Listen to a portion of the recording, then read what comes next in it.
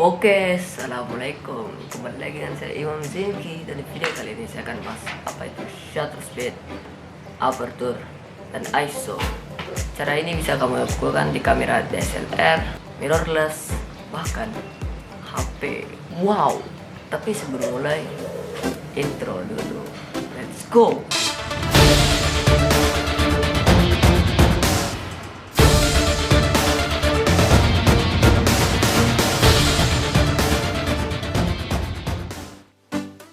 Pada umumnya sebuah kamera itu terdapat nama shutter atau rana atau semacam bukaan katup yang akan menghalangi cahaya untuk masuk ke dalam sensor.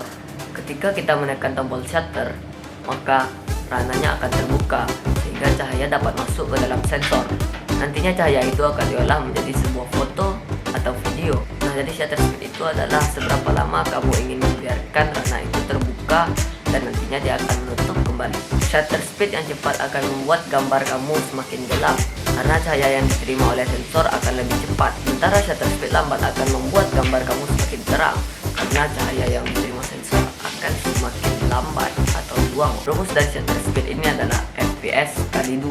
Misalnya fps kamu 25 dikali 2, jadi shutter speednya 1/50. Kalau fps kamu 30, maka shutter speednya 1/60. Shutter speed ini bisa mengatur seberapa banyak blur yang ada pada kamera kalian. Jika shutter speed kamu tinggi, maka blurnya akan semakin sedikit, dan jika shutter speed kamu rendah, maka blurnya akan semakin banyak.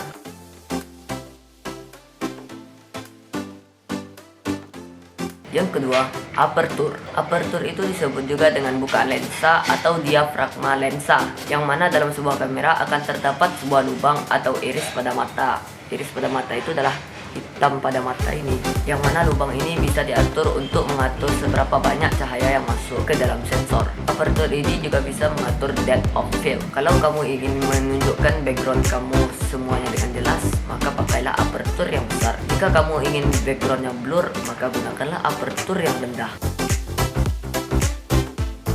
Yang ketiga, ISO. ISO bisa dibilang tingkat sensitivitas sensor kamu dalam menerima cahaya. ISO kecil, misal 50 atau 100, menandakan bahwa sensor itu akan kurang sensitif terhadap cahaya. ISO yang kecil dapat membuat gambar kamu akan semakin gelap. Begitupun sebaliknya, ISO yang besar dapat membuat hasilnya gambar yang ditangkap akan semakin terang.